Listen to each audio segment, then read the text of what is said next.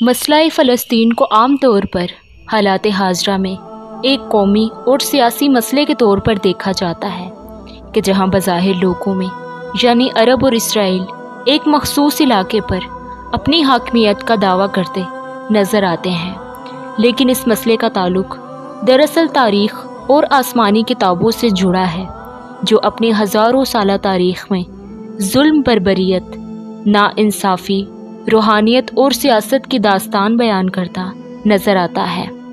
ملک شام کے جنوب مغرب علاقے کو فلسطین کہتے ہیں، جو بحیرہ روم کے ساحل پر واقع ہے۔ فلسطین کی تہذیب دنیا کی قدیم ترین تہذیبوں میں شمار ہوتی ہے۔ تحقیق کے مطابق 11,000 سال پہلے جہاں سب سے پہلے انسان نے زمین سے فصل اگائی اور جہاں پہلی مرتبہ انسانی بستی بنا کر رہنے لگے، وہ سرزمین فلسطین ہی تھی۔ فلسطین یعنی ارض مقدس، اسے یہود و نصارہ کی مقدس کتابوں میں سرزمین موعود کہا گیا ہے۔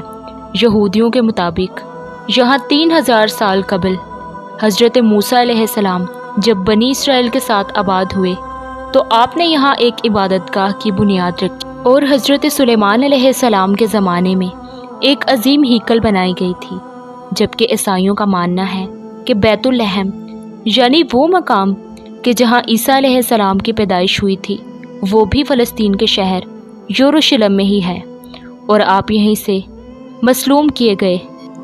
جبکہ اسلام کی بات کریں تو قرآن مجید میں اسے پاک سرزمین اور بابرکت مقام کہا گیا ہے کہ جس کی طرف رسول اللہ نے 16 یا 17 مہینوں تک روح کر کے نماز ادا فرمائی۔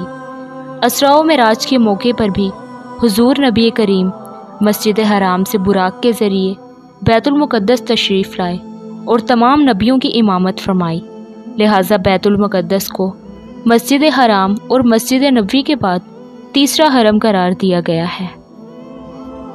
تقریباً 500 سال تک ارض فلسطین مسلمانوں کے اختیار میں رہا، جہاں بربر اور عرب مسلمان آ کر آباد ہوئے، اور اس سرزمین پر اسلام اور عربی ثقافت کا ایک گہرا اثر ہو چکا۔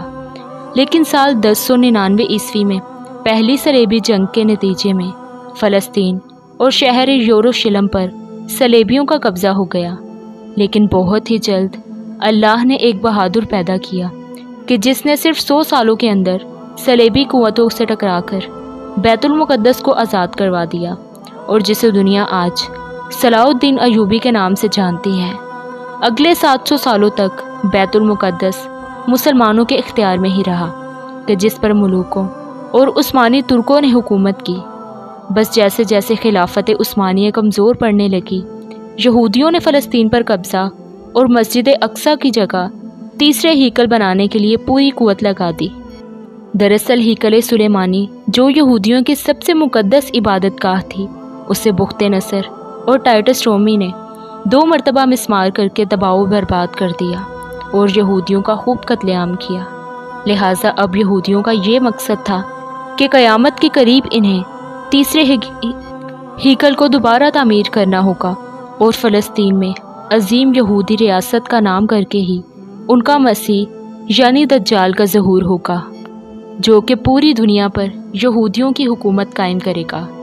دراصل یہودی قوم حضرت سلیمان علیہ السلام کے بعد در بدر مختلف ملکوں میں پھرتے رہے، اور 2000 سالوں سے ان کا کوئی اپنا ملک یا ریاست نہیں تھا۔ لہٰذا 19ویں صدی میں سیونی تحریک کا آغاز ہوا، جس کا مقصد یہ تھا کہ دنیا بھر میں پھیلے ہوئے یہودیوں کو فلسطین کی طرف بلایا جائے اور یہاں ایک یہودی ریاست قائم کی جائے، تاکہ یہاں ہیکل کی دوبارہ تعمیر ہو اور یہودیوں کو ان کا حق ملے۔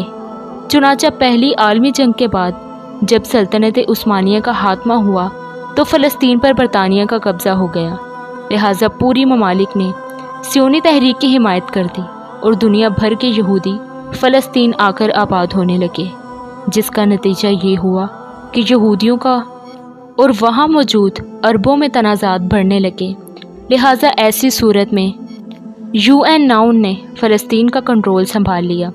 یونائٹڈ نیشن نے 2 علیحدہ ملکوں یعنی عرب فلسطین اور یہودی اسرائیل میں تقسیم کرنے کا منصوبہ پیش کیا، جبکہ یروشلم کو نیشنل یونائٹڈ نیشن نے اپنے کنٹرول میں ہی رکھا، جہاں 3 بڑے مذاہب کی عبادت گاہ اور مقدس مقامات تھے۔ آخر کار 14 مئی سال 1948 کو اسرائیل وجود میں آیا، جہاں ارد گرد کے مسلمانوں نے اسرائیل کو ماننے سے انکار کر دیا۔ چنانچہ عرب اسرائیل جنگ کا آغاز ہوا۔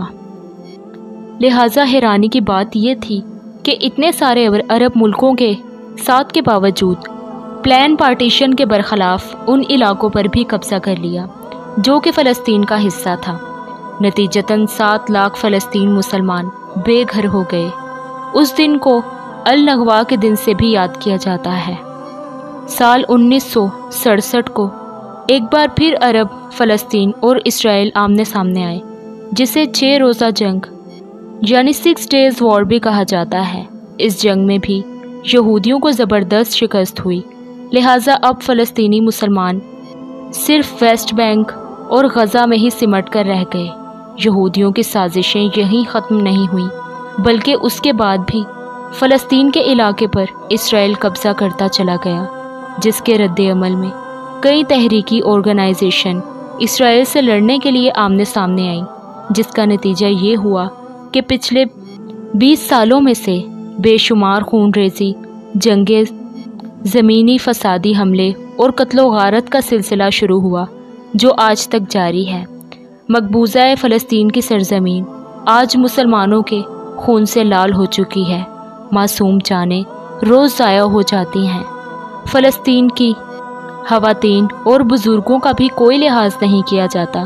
دوسری جانب عالم اسلام میں ان تمام صورتحال کے باعث شدید بے چینی اور مایوسی کی کیفیت پائی جاتی ہے۔